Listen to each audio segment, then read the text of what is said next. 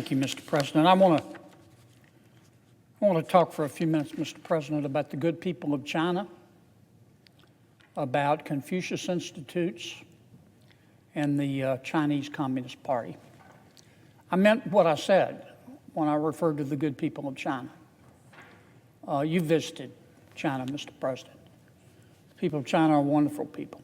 They're engaging, they're smart, they have great sense of humor. They've built an extraordinary economy. I wish I could say the same about their authoritarian government, but I can't. The Communist Party of China is trying to not only swallow China, it's trying to swallow the world. We helped China be admitted, we helped the Communist Party of China be admitted to the World Trade Organization. We were told that if we did, they would embrace free enterprise. We were told that the Communist Party of China would be a valuable participant in a stable world order. None of that has come to be the case. We know what the Communist Party of China has done to Hong Kong. We know what the Communist Party of China has done to the Uyghurs. We know what the Communist Party of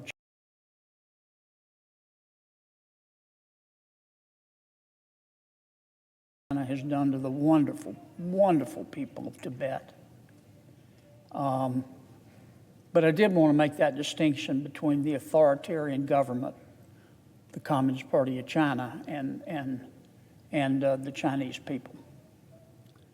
The Communist Party of China, being as aggressive as it is, has for a number of years reached out to our colleges and universities to establish what the Communist Party of China calls Confucius Institutes. And this was the pitch made by the government of China to our universities. We will give you bucket loads of money if you, our universities, American universities, will allow us to establish Confucius Institutes, where we can explain our culture to the young people of America, where we can have a free exchange of ideas, and where we can help young Americans learn the Chinese language if they would like. Boy, that sounds great.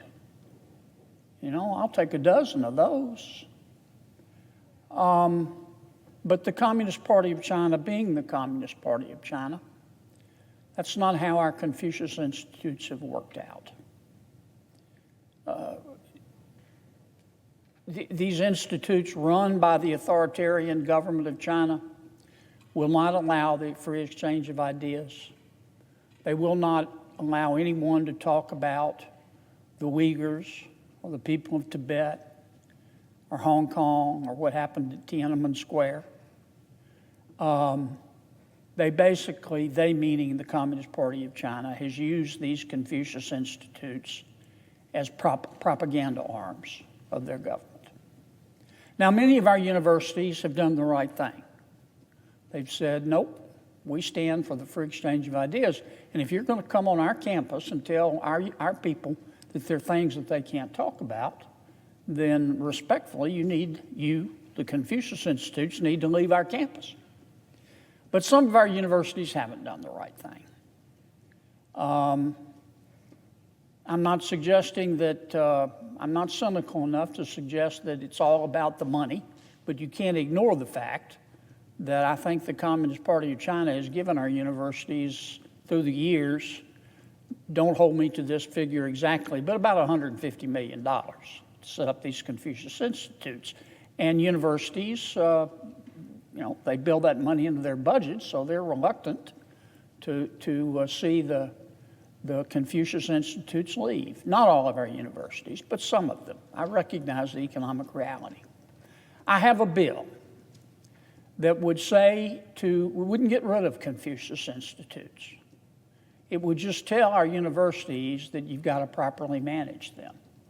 You can't allow the Confucius Institutes to stay on your campus. if the Confucius Institutes will not allow for the free exchange of ideas. If kids, I shouldn't call them kids, if young people in our universities want to talk about Tibet, they get to talk about Tibet. And the bill would say that the universities have to take back control of these Confucius Institutes from the Communist Party of China. Otherwise, they're not going to be eligible for federal funds.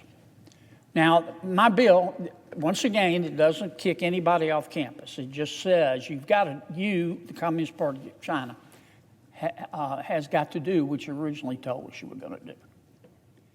My bill has, our bill, because the Senate passed it twice. Twice this bill's passed the United States Senate. The last time, with bipartisan support, we put the bill on the NDAA. And Mr. President, you know how conference committees work at the NDAA. Sometimes it's a ferret fire drill, and there's a lot of confusion, and somehow the Confucius Institute bill got watered down to do nothing in the conference negotiations on the NDAA. I'm not criticizing anybody, but it happened.